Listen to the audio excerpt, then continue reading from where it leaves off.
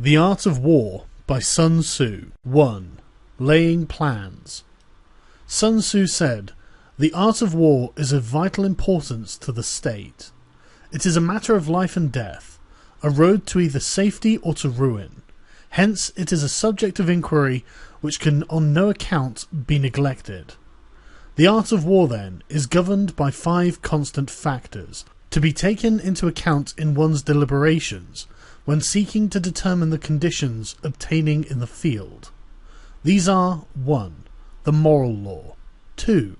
Heaven, 3. Earth, 4. The commander, 5.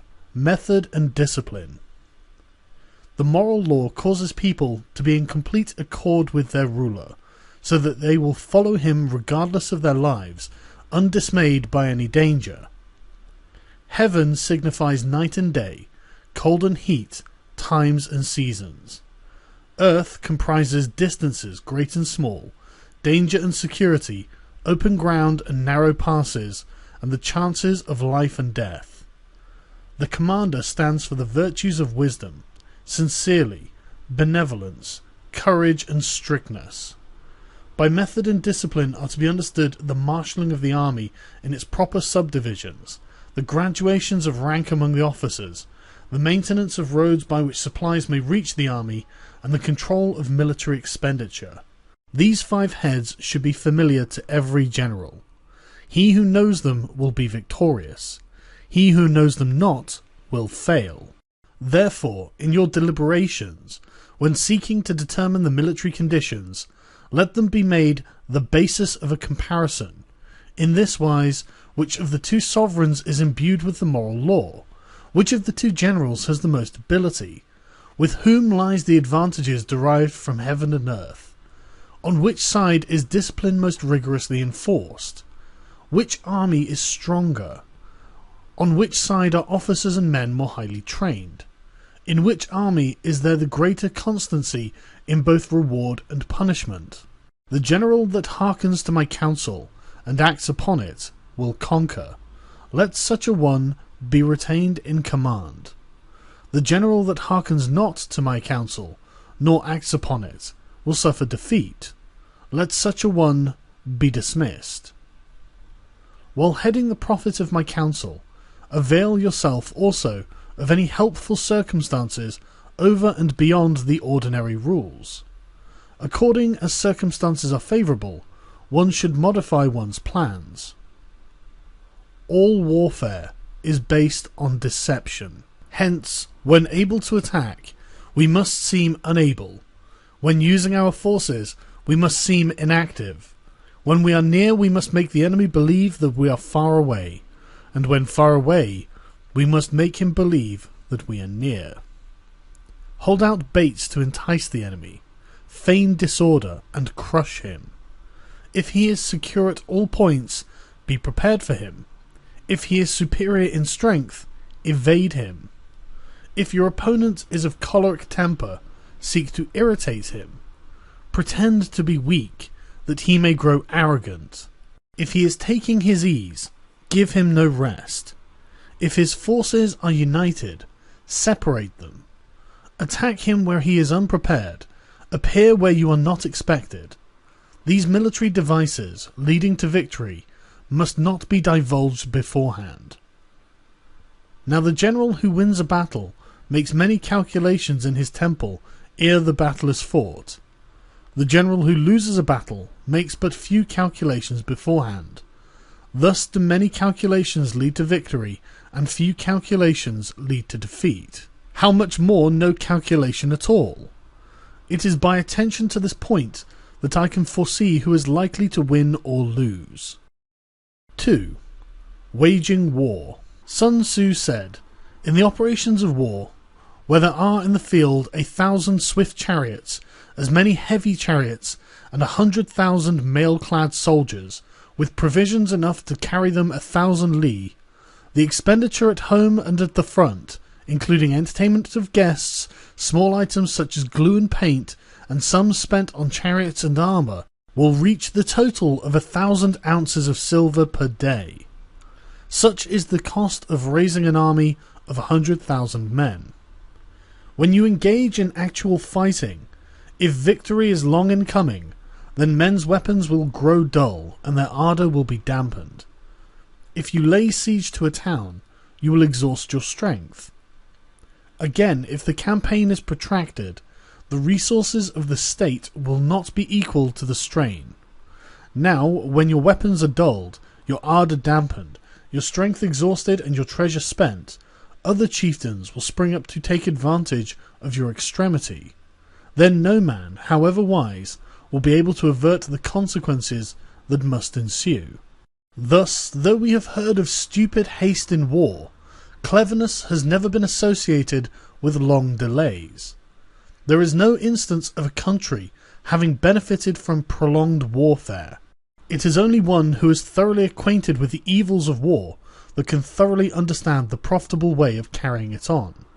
The skilful soldier does not raise a second levy, neither are his supply wagons loaded more than twice. Bring war material with you from home, but forage on the enemy. Thus the army will have food enough for its needs.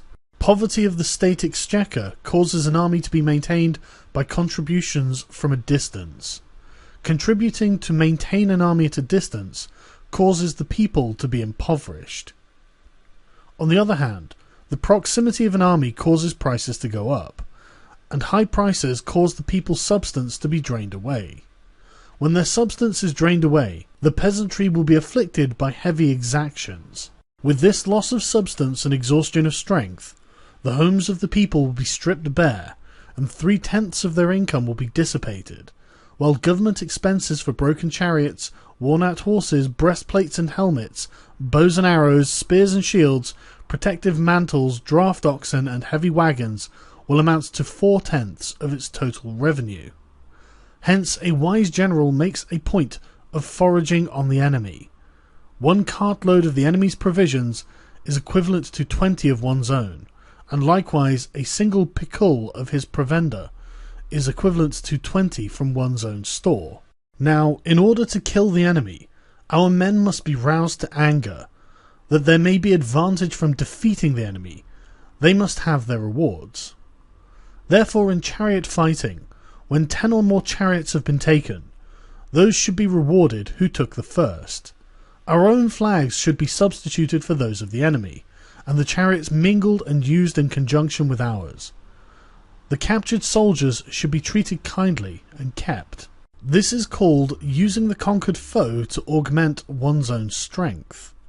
In war, then, let your great object be victory, not lengthy campaigns. Thus it may be known that the leader of armies is the arbiter of the people's fate, the man on whom it depends whether the nation shall be in peace or in peril. 3. Attack by stratagem. Sun Tzu said, "In the practical art of war, the best thing of all is to take the enemy's country whole and intact. To shatter and destroy it is not so good. So too, it is better to recapture an army entire than to destroy it, to capture a regiment, a detachment, or a company entire than to destroy them. Hence, to fight and conquer in all of your battles is not supreme excellence. Supreme excellence consists in breaking the enemy's resistance without fighting. Thus, the highest form of generalship is to balk the enemy's plans. The next best is to prevent the junction of the enemy's forces. The next in order is to attack the enemy's army in the field, and the worst policy of all is to besiege walled cities. The rule is not to besiege walled cities if it can possibly be avoided. The preparation of mantlets, movable shelters, and other various implements of war will take up 3 whole months, and the piling up of mounds over and against the walls will take 3 months more. The general, unable to control his irritation, will launch his men to the assault like swarming ants, with the result that 1/3 of his men are slain, while the town remains untaken. Such are the disastrous effects of a siege. Therefore the skilful leader subdues the enemy troops without any fighting. He captures their cities without laying siege to them. He overthrows their kingdom without lengthy operations in the field. With his forces intact, he will dispute the mastery of the empire, and thus, without losing a man, his triumph will be complete. This is the method of attacking by stratagem. It is the rule in war, if our forces are 10 to the enemy's 1, to surround him. If 5 to the enemy's 1, attack him. If twice as numerous, divide our army into 2. If equally matched, we can offer battle. If slightly inferior in numbers, we can avoid the enemy. If quite unequal in every way, we can flee from him. Hence, though an obstinate fight may be made by a small force, in the end it must be captured by the larger force. Now the general is the bulwark of the state. If the bulwark is complete at all points, the state will be strong. If the bulwark is defensive, the state will be weak. There are 3 ways in which a ruler can bring misfortune upon his army. 1. By commanding the army to advance or to retreat, being ignorant of the fact that it cannot obey. This is called hobbling the army. 2. By attempting to govern an army in the same way as he administers a kingdom, being ignorant of the conditions which obtain in an army. This causes restlessness in the soldiers' minds. 3. By employing the officers of his army without discrimination, through ignorance of the military principle of adaptation to circumstances. This shakes the confidence of the soldiers. But when the army is restless and distrustful, trouble is sure to come from other feudal princes. This is simply bringing anarchy into the army, and flinging victory away. Thus we may know that there are 5 essentials for victory. 1. He will win who knows when to fight and when not to fight. 2. He will win who knows how to handle both superior and inferior forces. 3. He will win whose army is animated by the same spirit throughout all its ranks. 4. He will win who, prepared himself, waits to take the enemy unprepared. 5. He will win who has military capacity and is not interfered with by the sovereign. Hence the saying, if you know the enemy and you know yourself, you need not fear the result of 100 battles. If you know yourself but not the enemy, for every victory gained you will also suffer a defeat. If you neither know the enemy nor yourself, you will succumb in every battle. 4. Tactical dispositions. Sun Tzu said, "The good fighters of old put themselves beyond the possibility of defeat, and then waited for an opportunity of defeating the enemy. To secure ourselves against defeat lies in our own hands, but the opportunity of defeating the enemy is provided by the enemy himself. Thus the good fighter is able to secure himself against defeat, but cannot make certain of defeating the enemy. Hence the saying, one may know how to conquer without being able to do it." Security against defeat implies defensive tactics. Ability to defeat the enemy means taking the offensive. Standing on the defensive indicates insufficient strength. Attacking, a superabundance of strength. The general who is skilled in defense hides in the most secret recesses of the earth. He who is skilled in attack flashes forth from the topmost heights of heaven. Thus, on one hand, we have the ability to protect ourselves, on the other, a victory that is complete. To see victory only when it is within the ken of the common herd is not the acme of excellence. Neither is it the acme of excellence when you fight and conquer and the whole empire says, "Well done." To lift an autumn hair is no sign of great strength. To see the sun and moon is no sign of sharp sight. To hear the noise of thunder is no sign of a quick ear. What the ancients called a clever fighter is one who not only wins, but excels in winning with ease. Hence his victories bring him neither reputation for wisdom nor credit for courage.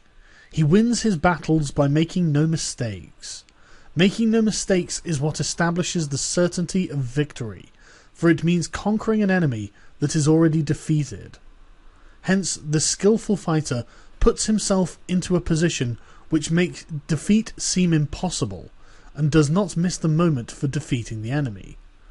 Thus it is in war that the victorious strategist seeks only battle after the victory has been won, whereas he who is destined to defeat fights first and looks afterwards for victory. The consummate leader cultivates the moral law, and strictly adheres to method and discipline. Thus, it is in his power to control success. In respect of the military method, we have firstly, measurement, secondly, estimation of quality, thirdly, calculation, fourthly, balancing of chances, fifthly, victory. Measurement owes its existence to earth, estimation of quality to measurement, calculation to estimation of quality, balancing of chances to calculation, and victory to balancing of chances.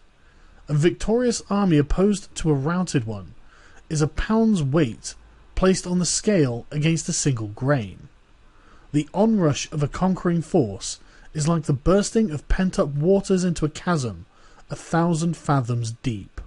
5. Energy. Sun Tzu said, "The control of a large force is the same principle as the control of a few men. It is merely a question of dividing up their numbers." Fighting with a large army under your command is nowise different from fighting with a small one.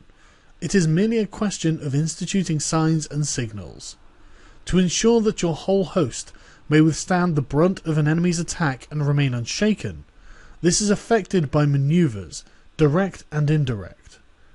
That the impact of your army may be like a grindstone dashed against an egg, this is effected by the science of weak points and strong. In all fighting, the direct method may be used for joining battle, but indirect methods will be needed in order to secure victory. Indirect tactics, efficiently applied, are inexhaustible as heaven and earth, unending as the flow of the rivers and streams. Like the sun and moon, they end but to begin anew. Like the 4 seasons, they pass away to return once more. There are not more than 5 musical notes, yet the combination of these 5 give rise to more melodies than can ever be heard. There are not more than 5 primary colours, blue, yellow, red, white and black, yet in any combination they produce more hues that can never be seen. There are not more than 5 cardinal tastes, sour, acrid, salt, sweet and bitter, yet combinations of them yield more flavours than can ever be tasted. In battle, there are not more than 2 methods of attack, the direct and the indirect, yet these 2 in combination can give rise to an endless series of manoeuvres. The direct and indirect lead on to each other in turn. It is like moving in a circle, you never come to an end. Who can exhaust the possibilities of their combination? The onset of troops is like the rush of a torrent, which will even roll stones along in its course. The quality of decision is like the well-timed swoop of a falcon, which enables it to strike and destroy its victim. Therefore the good fighter will be terrible in his onset and prompt in his decision. Energy may be likened to the bending of a crossbow, decision to the releasing of a trigger. Amid the turmoil and tumult of battle, there may be seeming disorder, and yet no real disorder at all. Amid confusion and chaos, your array may be without head or tail, yet it will be proof against defeat. Simulated disorder postulates perfect discipline. Simulated fear postulates courage. Simulated weakness postulates strength. Hiding order beneath the cloak of disorder is simply a question of subdivision. Concealing courage under a show of timidity presupposes a fund of latent energy. Masking strength with weakness is to be effected by tactical dispositions. Thus, one who is skillful at keeping the enemy on the move maintains deceitful appearances, according to which the enemy will act. He sacrifices something that the enemy may snatch at it. By holding out baits, he keeps him on the march. Then with a body of picked men he lies in wait for him. The clever combatant looks to the effect of combined energy, and does not require too much from individuals. Hence his ability to pick out the right men and utilize combined energy. When he utilizes combined energy, his fighting men become, as it were, like unto rolling stones or logs, for it is the nature of a log or stone to remain motionless on level ground, and to move when on a slope. If four-cornered, it will come to a standstill, but if round-shaped, it will go rolling down. Thus the energy developed by good fighting men is as the momentum of a round stone rolled down a mountain thousands of feet in height. So much on the subject of energy. 6. Weak points and strong. Sun Tzu said, "Whoever is first in the field and awaits the coming of the enemy will be fresh for the fight. Whoever is second in the field and has to hasten to battle will arrive exhausted." Therefore, the clever combatant imposes his will on the enemy, but does not allow the enemy's will to be imposed on him. By holding out advantages to him, he can cause the enemy to approach of his own accord, or, by inflicting damage, he can make it impossible for the enemy to draw near. If the enemy is taking his ease, he can harass him. If well supplied with food, he can starve him out. If quietly encamped, he can force him to move. Appear at points which the enemy must hasten to defend. March swiftly to places where you are not expected. An army may march great distances without distress if it marches through the country where the enemy is not. You can be sure of succeeding in your attacks if you only attack places which are undefended. You can ensure the safety of your defense if you only hold positions that cannot be attacked. Hence, the general is skillful in attack whose opponent does not know what to defend, and he is skillful in defense whose opponent does not know what to attack. O divine art of subtlety and secrecy! Through you we learn to be invisible, through you inaudible, and hence we can hold the enemy's fate in our hands. You may advance and be absolutely irresistible if you make for the enemy's weak points. You may retire and be safe from pursuit if your movements are more rapid than those of the enemy. If we wish to fight, we can prevent the enemy from engaging us even though the lines of our encampment be merely traced out on the ground. All we need to do is throw something odd and accountable in his way. By discovering the enemy's dispositions and remaining invisible ourselves, we can keep our forces concentrated while the enemy's must be divided. We can form a single united body while the enemy must split his up into fractions. Hence there will be a whole pitted against separate parts of a whole, which means that we shall be many to the enemy's few. And if we are able thus to attack an inferior force with a superior one, our opponents will be in dire straits. The spot where we intend to fight must not be made known, for then the enemy will have to prepare against a possible attack at several different points. And if his forces being thus distributed in many directions, the numbers we shall have to face at any given point will be proportionally few. For should the enemy strengthen his van, he will weaken his rear. Should he strengthen his rear, he will weaken his van. Should he strengthen his left, he will weaken his right. Should he strengthen his right, he will weaken his left. If he sends reinforcements everywhere, he will everywhere be weak. Numerical weakness comes from having to prepare against possible attacks. Numerical strength from compelling our adversary to make these preparations against us. Knowing the place and time of the coming battle, we may concentrate from the greatest distances in order to fight. But if neither the time nor the place be known, then the left wing will be impotent to succour the right, and the right equally impotent to succour the left, the van unable to relieve the rear, or the rear unable to support the van. How much more so if the furthest portions of the army are anything under 100 li apart, and even the nearest are separated by several li. Though according to my estimate, the soldiers of Yuhei exceed our own in number, that shall advantage them nothing in the matter of victory. I say then that victory can be achieved. Though the enemy be stronger in numbers, we may prevent him from fighting. Scheme so as to discover his plans and the likelihood of their success. Rouse him and learn the principle of his activity or inactivity. Force him to reveal himself so as to find out his vulnerable spots. Carefully compare the opposing army with your own, so that you may know where the strength is superabundant and where it is deficient. In making tactical dispositions, the highest pitch you can attain is to conceal them. Conceal your dispositions, and you will be safe from the prying of the subtlest spies, from the machinations of the wisest brains. How victory may be produced for them, out of the enemy's own tactics, that is what the multitude cannot comprehend. All men can see the tactics whereby I conquer, but what none can see is the strategy out of which victory is evolved. Do not repeat the tactics which have gained you one victory, but let your methods be regulated by the infinite variety of circumstances. Military tactics are like unto water, for water in its natural course runs away from high places and hastens downwards. So in war the way is to avoid what is strong and to strike at what is weak. Water shapes its course according to the nature of the ground over which it flows. The soldier works out his victory in relation to the foe whom he is facing. Therefore, just as water retains no constant shape, so in warfare there are no constant conditions.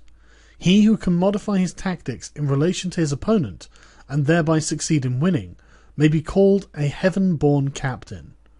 The 5 elements, water, fire, wood, metal, and earth, are not always equally predominant. The 4 seasons make way for each other in turn. There are short days and long. The moon has its periods of waning and waxing. 7. Maneuvering. Sun Tzu said, "In war the general receives his commands from the sovereign. Having collected an army and concentrated his forces, he must blend and harmonize the different elements thereof before pitching his camp. After that comes tactical maneuvering, than which there is nothing more difficult. The difficulty of tactical maneuvering consists in turning the devious into the direct, and misfortune into gain. Thus, to take a long and circuitous route after enticing the enemy out of the way, and though starting after him, to contrive to reach the goal before him, shows knowledge of the artifice of deviation. Maneuvering with an army is advantageous, with an undisciplined multitude most dangerous. If you set a fully equipped army in march in order to snatch an advantage, the chances are that you will be too late. On the other hand, to detach a flying column for the purpose involves the sacrifice of its baggage and stores. Thus, if you order your men to roll up their buff coats and make forced marches without halting day or night, covering double the usual distance at a stretch, doing 100 li in order to wrest an advantage, the leaders of all of your 3 divisions will fall into the hands of the enemy. The stronger men will be in front, the jaded ones will fall behind, and on this plan only 1/10 of your army will reach its destination. If you march 50 li in order to outmaneuver your enemy, you will lose the leader of your first division, and only half of your force will reach the goal. If you march 30 li with the same object, 2/3 of your army will arrive. We may take it then that an army without its baggage train is lost. Without provisions it is lost. Without bases of supply it is lost. We cannot enter into alliances until we are acquainted with the designs of our neighbours. We are not fit to lead an army on the march unless we are familiar with the face of the country, its mountains and forests, its pitfalls and precipices, its marshes and swamps. We shall be unable to turn natural advantage to account unless we make use of local guides. In war, practice dissimulation, and you will succeed. Whether to concentrate or to divide your troops must be decided by circumstances. Let your rapidity be that of the wind, your compactness that of the forest. In raiding and plundering be like fire, is immovability like a mountain. Let your plans be dark and impenetrable as night, and when you move, fall like a thunderbolt. When you plunder a countryside, let the spoil be divided amongst your men. When you capture a new territory, cut it up into allotments for the benefit of the soldiery. Ponder and deliberate before you make a move. He will conquer who has learnt the artifice of deviation. Such is the art of manoeuvring. The Book of Army Management says, "On the field of battle, the spoken word does not carry far enough, hence the institution of gongs and drums. Nor can ordinary objects be seen clearly enough, hence the institution of banners and flags.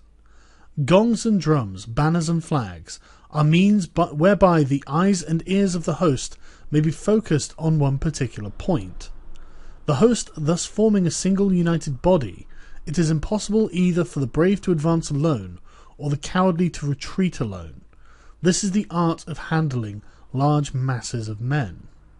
In night fighting, then, make such use of signal fires and drums, and in fighting by day of flags and banners, as a means of influencing the ears and eyes of your army. A whole army may be robbed of its spirit. A commander-in-chief may be robbed of his presence of mind. Now a soldier's spirit is keenest in the morning. By noonday it has begun to flag, and in the evening his mind is bent only on returning to camp. A clever general, therefore, avoids an army when its spirit is keen, but attacks it when it is sluggish and inclined to return.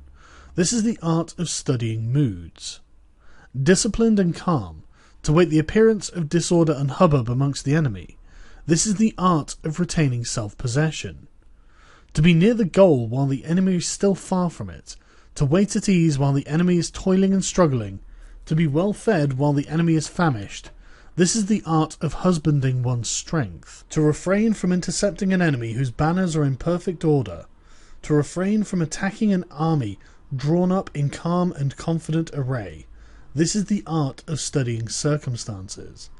It is a military axiom not to advance uphill against the enemy, nor to oppose him when he comes downhill. Do not pursue an enemy who simulates flight. Do not attack soldiers whose temper is keen. Do not swallow bait offered by the enemy.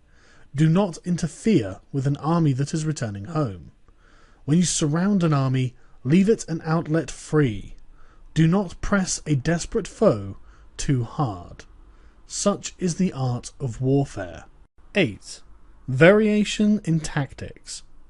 Sun Tzu said, "In war, the general receives his commands from the sovereign, and collects his army, and concentrates his forces. When in difficult country, do not encamp. In country where high roads intersect, join hands with your allies. Do not linger in dangerously isolated positions. In hemmed-in situations, you must resort to stratagem. In desperate position, you must fight. There are roads which must not be followed, armies which must not be attacked, towns which must be besieged, positions which must not be contested, commands of the sovereign which must not be obeyed." The general who thoroughly understands the advantages that accompany variation of tactics knows how to handle his troops. The general who does not understand these may well be acquainted with the configuration of the country, yet he will not be able to turn his knowledge to practical account. So, the student of war who is unversed in the art of war, of varying his plans, even though he be acquainted with the 5 advantages, will fail to make best use of his men. Hence, in the wise leader's plans, considerations of advantage and of disadvantage will be blended together. If our expectation of advantage be tempered in this way, we may succeed in accomplishing the essential part of our schemes. If, on the other hand, in the midst of difficulties we are always ready to seize an advantage, we may extricate ourselves from misfortune. Reduce the hostile chiefs by inflicting damage on them, and make trouble for them, and keep them constantly engaged. Hold out specious allurements, and make them rush to any given point.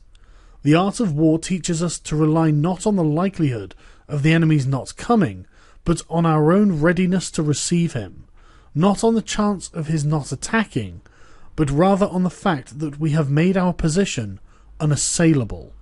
There are 5 dangerous faults which may affect a general. 1. Recklessness, which leads to destruction. 2. Cowardice, which leads to capture. 3. A hasty temper, which can be provoked by insults. 4. A delicacy of honour, which is sensitive to shame. 5. Over-solicitude for his men, which exposes him to worry and trouble. These are the 5 besetting sins of a general, ruinous to the conduct of war. When an army is overthrown and its leader slain, the cause will surely be found amongst these 5 dangerous faults. Let them be a subject of meditation. 9. The army on the march. Sun Tzu said, "We come now to the question of encamping the army, and observing the signs of the enemy. Pass quickly over mountains and keep in the neighbourhood of valleys. Camp in high places, facing the sun. Do not climb heights in order to fight. So much for mountain warfare. After crossing a river, you should get far away from it. When an invading force crosses a river on its onward march, do not advance to meet it midstream. It will be best to let half the army get across, and then deliver your attack. If you are anxious to fight, you should not go to meet the invader near a river which he has to cross. Moor your craft higher up than the enemy and facing the sun. Do not move upstream to meet the enemy. So much for river warfare. In crossing salt marshes, your sole concern should be to get over them quickly without any delay. If forced to fight in a salt marsh, you should have water and grass near you, and your back to a clump of trees. So much for operations in salt marshes. In dry, level country, take up an easily accessible position with rising ground to your right and on your rear, so that the danger may be in front and safety lie behind. So much for campaigning in flat country. These are the 4 useful branches of military knowledge which enabled the Yellow Emperor to vanquish 4 several sovereigns. All armies prefer high ground to low, and sunny places to dark. If you are careful of your men, and camp on hard ground, the army will be free from disease of every kind, and this will spell victory. When you come to a hill or a bank, occupy the sunny side, with the slope on your right rear. Thus you will at once act for the benefit of your soldiers and utilize the natural advantages of the ground. When, in consequence of heavy rains up country, a river you wish to ford is swollen and flecked with foam, you must wait until it subsides. Country in which there are precipitous cliffs, with torrents running between, deep natural hollows, confined places, tangled thickets, quagmires and crevasses, should be left with all possible speed and not approached. While we keep away from such places, we should get the enemy to approach them. While we face them, we should let the enemy have them on his rear. If in the neighbourhood of your camp there should be any hilly country, ponds surrounded by aquatic grass, hollow basins filled with reeds or woods with thick undergrowth, they must be carefully routed out and searched, for these are places where men in ambush or insidious spies are likely to be lurking. When the enemy is close at hand and remains quiet, he is relying on the natural strength of his position. When he keeps aloof and tries to provoke a battle, he is anxious for the other side to advance. If his place of encampment is easy of access, he is tendering a bait. Movement amongst the trees of a forest shows that the enemy is advancing. An appearance of a number of screens in the midst of thick grass means that the enemy wants to make us suspicious. The rising of birds in their flight is the sign of an ambuscade. Startled beasts indicate that a sudden attack is coming. When there is dust rising in a column, it is the sign of chariots advancing. When the dust is low but spread over a wide area, it betokens the approach of infantry. When it branches out in several different directions, it shows that parties have been sent to collect firewood. A few clouds of dust moving to and fro signify that the army is encamping. Humble words and increased preparations are the signs that the enemy is about to advance. Violent language and driving forward as if to the attack are signs that he will retreat. When the light chariots come out first and take up a position on the wings, it is a sign that the enemy is forming for battle. Peace proposals unaccompanied by a sworn covenant indicate a plot. When there is much running about and soldiers fall into rank, it means that the critical moment has come. When some are seen advancing and some retreating, it is a lure. When the soldiers stand leaning on their spears, they are faint from want of food. If those who are sent to draw water begin by drinking themselves, the army is suffering from thirst. If the enemy sees an advantage to be gained and makes no effort to secure it, the soldiers are exhausted. If birds gather on any spot, it is unoccupied. Clamour by night betokens nervousness. If there is a disturbance in the camp, the general's authority is weak. If the banners and flags are shifted about, Sedition is afoot. If the officers are angry, it means that the men are weary. When an army feeds its horses with grain and kills its cattle for food, and when the men do not hang their cooking pots over the campfires, showing that they will not return to their tents, you may know that they are determined to fight to the death. The sight of men whispering together in small knots, or speaking in subdued tones, points to dissatisfaction amongst the rank and file. Too frequent rewards signify that the enemy is at the end of his resources. Too many punishments betray a condition of dire distress. To begin by bluster, but to afterwards take fright at the enemy's numbers, shows a supreme lack of intelligence. When envoys are sent with compliments in their mouths, it is a sign that the enemy wishes for a truce. If the enemy's troops march up angrily and remain facing ours for a long time without either joining battle or taking themselves off again, the situation is one that demands great vigilance and circumspection. If our troops are no more in number than the enemy, that is amply sufficient. It only means that no direct attack can be made. What we can do is simply to concentrate all our available strength, keep a close watch on the enemy, and obtain reinforcements. He who exercises no forethought, but makes light of his opponents, is sure to be captured by them.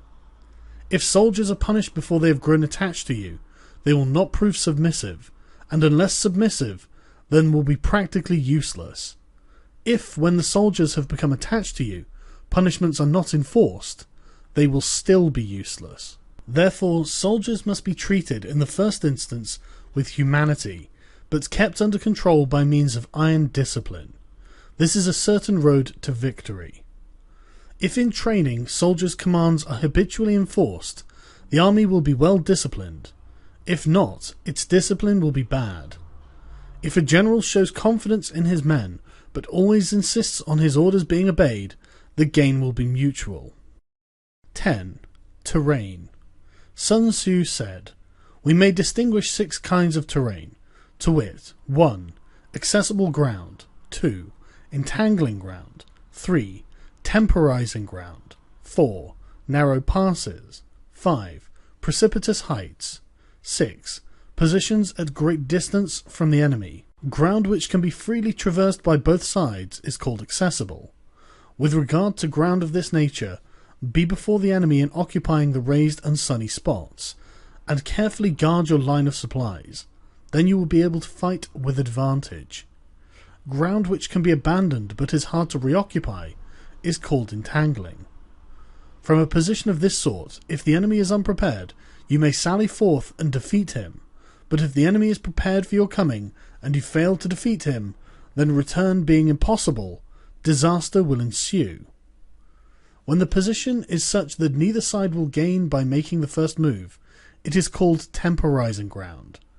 In a position of this sort, even though the enemy should offer us an attractive bait, it will be advisable not to stir forth, but rather to retreat, thus enticing the enemy in his turn. Then, when part of his army has come out, we may deliver our attack with advantage. With regard to narrow passes, if you can occupy them first, let them be strongly garrisoned and await the advent of the enemy. Should the army forestall you in occupying a pass, do not go after him if the pass is fully garrisoned, but only if it is weakly garrisoned. With regard to precipitous heights, if you are beforehand with your adversary, you should occupy the raised and sunny spots and wait for him to come up. If the enemy has occupied them before you, do not follow him, but retreat and try to entice him away. If you are situated at a great distance from the enemy, and the strength of the two armies is equal, it is not easy to provoke a battle, and the fighting will be to your disadvantage. These are the 6 principles connected with the earth. The general who has attained a responsible post must be careful to study them. Now an army is exposed to 6 several calamities, not arising from natural causes, but from the faults from which the general is responsible. These are 1. Flight, 2. Insubordination, 3. Collapse, 4. Ruin, 5. Disorganization, and 6. Rout. Other conditions being equal, if one force is hurled against another 10 times its size, the result will be the flight of the former.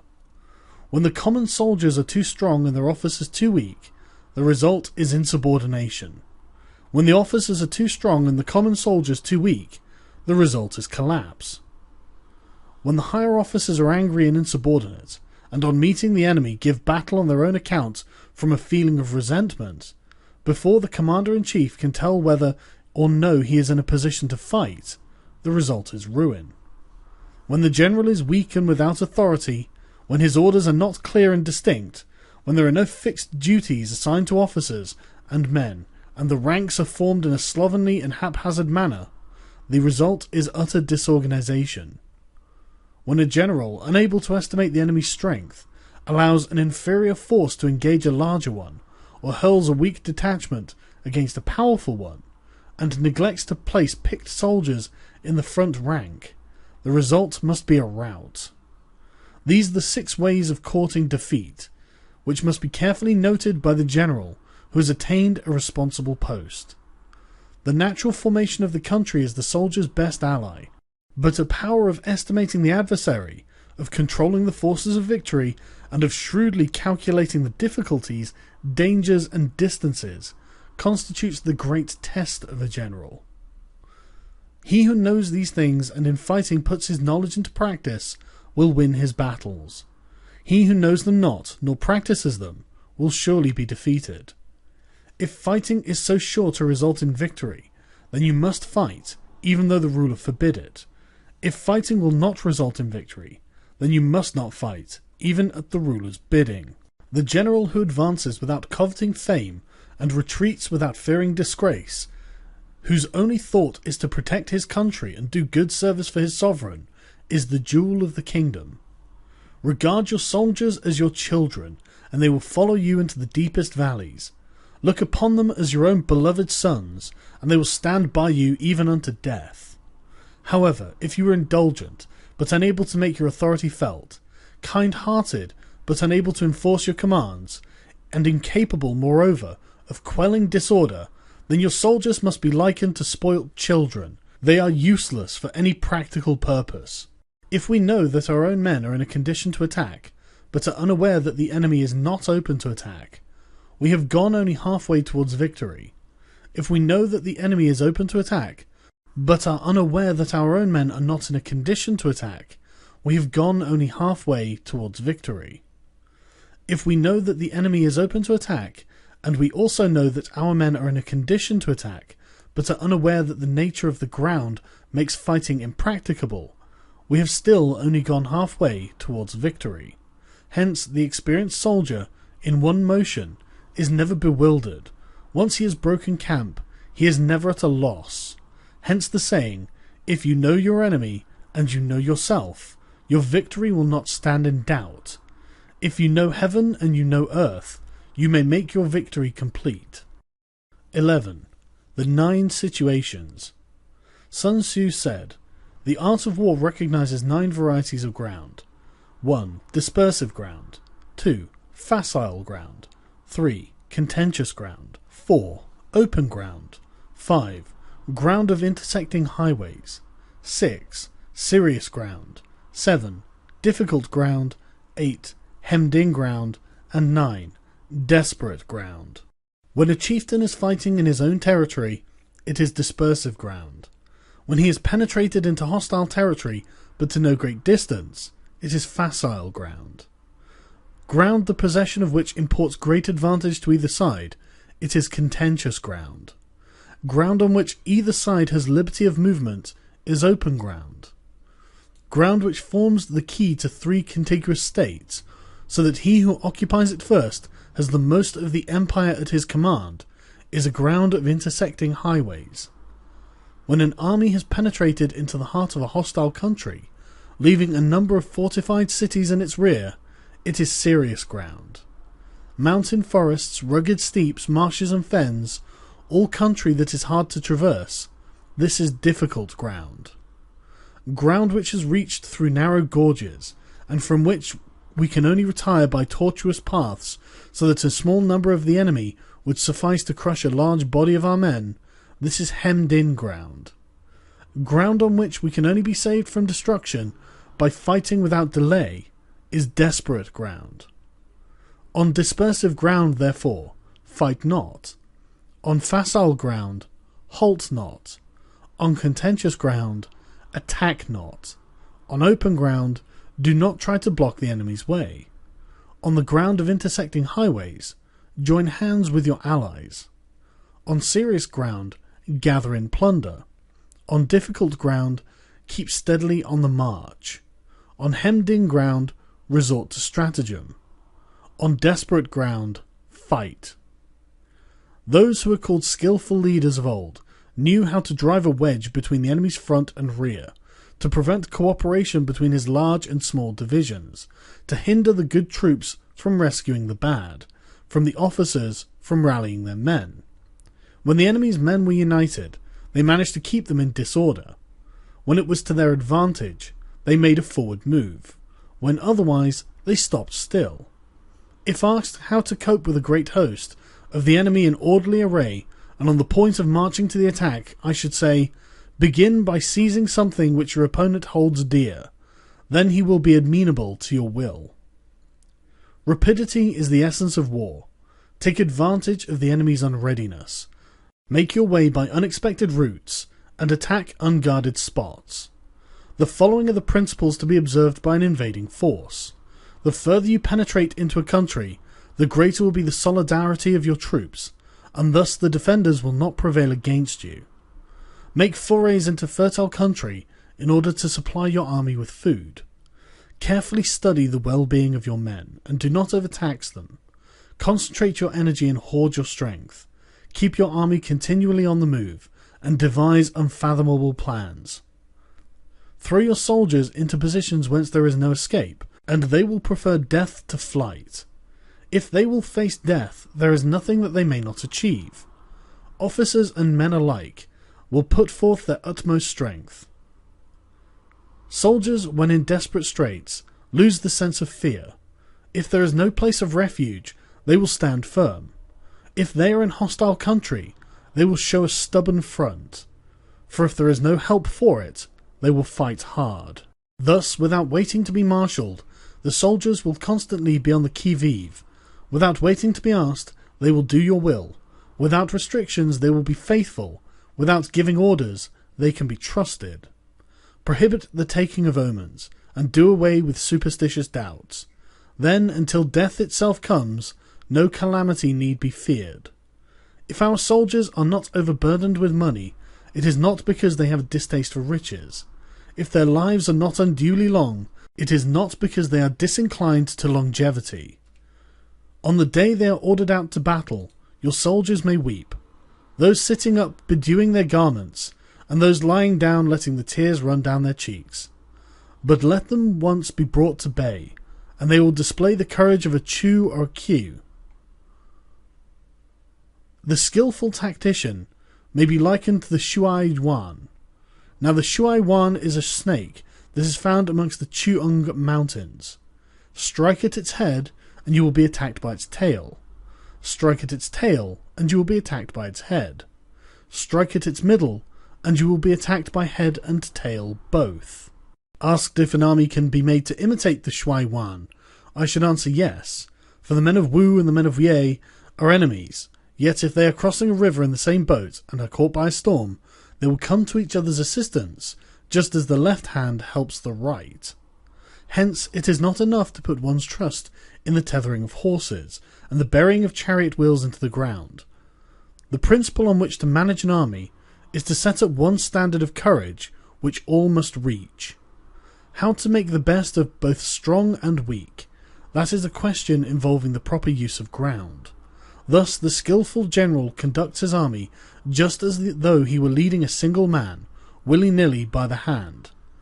It is the business of a general to be quiet, and thus ensure secrecy, upright and just, and thus maintain order. He must be able to mystify his officers and men by false reports and appearances, and thus keep them in total ignorance. By altering his arrangements and changing his plans, he keeps the enemy without definite knowledge. By shifting his camp and taking circuitous routes, He prevents the enemy from anticipating his purpose. But at the critical moment, the leader of an army acts like one who has climbed up a height and then kicks away the ladder behind him. He carries his men deep into hostile territory before he shows his hand. He burns his boats and breaks his cooking pots like a shepherd driving a flock of sheep. He drives his men this way and that, and knows nothing whither he is going. To muster his host and bring it into danger, this may be termed the business of a general.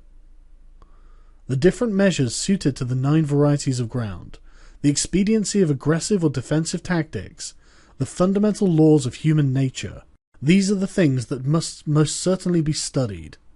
When invading hostile territory, the general principle is that penetrating deeply brings cohesion, but penetrating but a short way means dispersion. When you leave your own country behind and take your army across neighbourhood territory, you find yourself on critical ground. When there are means of communication on all 4 sides, the ground is one of intersecting highways. When you penetrate deeply into a country, it is serious ground, but when you penetrate a little way, it is facile ground. When you have the enemy's strongholds on your rear and narrow passes in front, it is hemmed-in ground. Where there is no place of refuge at all, it is desperate ground. Therefore, on dispersive ground, I would inspire my men with unity of purpose. On facile ground, I would see to it that there is close connection between all parts of my army. On contentious ground, I would hurry up my rear. On open ground, I would keep a vigilant eye on my defences. On ground of intersecting highways, I would consolidate my alliances. On serious ground, I would try to ensure a continuous stream of supplies. On difficult ground, I would keep pushing along the road. On hemmed-in ground, I would block any way of retreat. On desperate ground, I would proclaim to my soldiers the hopelessness of saving their lives. For it is the soldier's disposition to offer an obstinate resistance when surrounded, to fight hard when he cannot help himself, and to obey promptly when he has fallen into danger. We cannot enter into an alliance with neighbouring princes until we are acquainted with their designs. We are not fit to lead an army on the march unless we are familiar with the face of the country, its mountains and forests, its pitfalls and precipices, its marshes and swamps. We shall be unable to turn natural advantages to account unless we make use of local guides. To be ignored in any one of the following 4 or 5 principles does not befit a warlike prince. When a warlike prince attacks a powerful state, his generalship shows itself in preventing the concentration of the enemy's forces. He overawes his opponents, and their allies are prevented from joining against him. Hence he does not strive to ally himself with all and sundry, nor does he foster the power of other states. He carries out his own secret designs, keeping his antagonists in awe. Thus he is able to capture their cities and overthrow their kingdoms. Bestow rewards without regard to rule, issue orders without regard to previous arrangements, and you will be able to handle a whole army as though you had to do but a single man. Confront your soldiers with the deed itself. Never let them know your design. When the outlook is bright, bring it before their eyes, but tell them nothing when the situation is gloomy. Place your army in deadly peril, and it will survive. Plunge it into desperate straits, and it will come off in safety. For it is precisely when a force has fallen into harm's way that it is capable of striking a blow for victory. Success in warfare is gained by carefully accommodating ourselves to the enemy's purpose. By persistently hanging on the enemy's flank, we shall succeed in the long run in killing the commander-in-chief. This is called ability to accomplish a thing by sheer cunning. On the day that you take up your command, block the frontier passes, destroy the official tallies, and stop the passage of all emissaries. Be stern in the council chamber, so that you may control the situation. If the enemy leaves a door open, you must rush in. Forestall your opponents by seizing what he holds dear, and subtly contrive to time his arrival on the ground. Walk in the path defined by rule, and accommodate yourself to the enemy until you can fight a decisive battle. At first, then, exhibit the coyness of a maiden until the enemy gives you an opening. Afterwards, emulate the rapidity of a running hare, and it would be too late for the enemy to oppose you. 12. Attack by fire. Sun Tzu said, "There are 5 ways of attacking with fire. The first is to burn soldiers in their camp. The second is to burn stores. The third is to burn baggage trains. The fourth is to burn arsenals and magazines. The fifth is to hurl dropping fire amongst the enemy." In order to carry out an attack, we must have means available. The material for raising fire should always be kept in readiness. There is a proper season for making attacks with fire, and special days for starting a conflagration. The proper season is when the weather is very dry. The special days are those when the moon is in the constellations of the sieve, the wall, the wing, or the crossbar, for these 4 days are all of rising wind. In attacking with fire, one should be prepared to meet the 5 possible developments. 1. When a fire breaks out inside to an enemy's camp, respond at once with an attack from without. 2. If there is an outbreak of fire but the enemy's soldiers remain quiet, bide your time and do not attack. 3. When the force of the flames has reached its height, follow it up with an attack. If that is practicable, if not, stay where you are. 4. If it is possible to make an assault with fire from without, do not wait for it to break out from within, but deliver your attack at a favourable moment. 5. When you start a fire, be windward of it. Do not attack from the leeward. A wind that rises in the daytime lasts long, but a night breeze soon falls. In every army, 5 developments connected with fire must be known, the movement of the stars calculated, and a watch kept for the proper days. Hence, those who use fire as an aid to the attack show intelligence. Those who use water as an aid to the attack gain an accession of strength.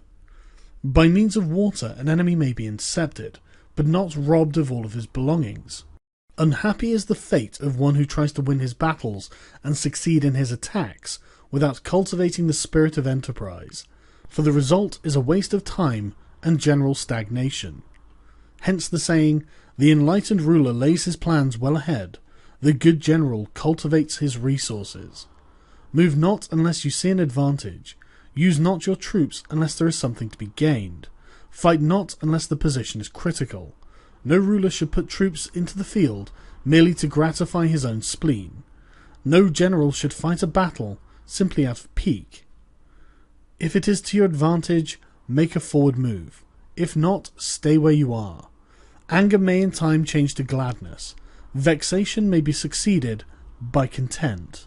But a kingdom that has once been destroyed can never again come into being, nor can the dead ever be brought back to life. Hence the enlightened ruler is heedful, and the good general full of caution. This is the way to keep a country at peace and an army intact. 13. The use of spies.